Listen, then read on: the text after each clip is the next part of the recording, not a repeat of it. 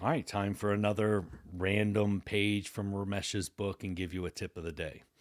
Uh, and obviously, I record these in batches. And if this number is 500 or above, I'm going to freak out. I've, I've done about six of these so far in this session, and every one of them has been a high number in the book. So let's go take a look at our random number generator and see where we're at today. You would think I would learn to just do this at picture in picture so I don't have to keep going back and forth. But, you know, I'm stubborn. Comes with the who I am. All right, don't forget, vote for your favorite number. I'm guessing 283. What are you guessing? Hurry up, give a guess. 65. Whoa, we finally got a low number. I'm so thrilled. Although 65 is going to be in like the introduction section. So let's take a look at what is on page 65. Ooh. Ooh. Ah. It is the summary for the entire culture and leadership section. So, page 65 talks very specifically about knowledge of best practices, teamwork, focus. Let's see, to sustain a reliability culture. What does it take to sustain a reliability culture? That's um, that's complicated. Let's talk about that. A reliability culture is not an outcome; it's the input. If you want a reliable plant, the reliability culture is the input. It has to come first. It's not the output. You can't, you don't go do a bunch of stuff that then excites people and builds culture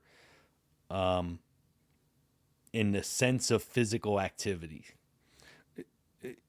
In change management, you have to give experiences and behaviors and all that, but you have to do the culture piece first. And culture is an evolution, not a change. We get this wrong all the time. Many people get this wrong all the time, in my opinion. You do not change culture, you evolve culture. People are where they are for a reason, none of them wrong. It's who they are. It's their experience, it's their background, it's their education, it's their skill sets, it's the organization's pressure, it's the organizational behaviors that all drive what the culture looks like. And if you want a sustained reliability organization, the input is reliable culture. Because reliable culture is about the beliefs and actions that follow those beliefs. So we believe we should take care of our assets appropriately and do things with a level of craftsmanship that we can be proud of. Great. Now go do that. The action follows the belief. If our actions are following the belief, we're doing the right things and we're doing them with a level of craftsmanship we can be proud of, then the organization and the plant is going to be reliable. But the culture of it happens first. You can't tell somebody, well, do things with a high level of craftsmanship, but the culture behind it is not that good. And when they go to do the work, somebody's rushing them. The culture piece, the evolution of culture comes first. And to do that, we have to educate people and give them good experiences. We have to educate them and let them see that things work, that there's a next step they can take in their own evolution, a new way of doing things. But the reliability culture is the input to a reliable plant. It's not the output.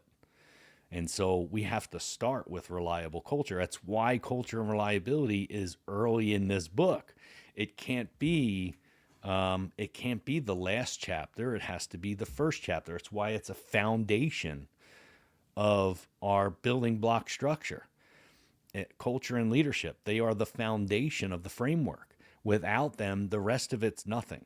So reliable culture, sustainability, and reliability means that you have to focus on the culture first. You have to evolve people.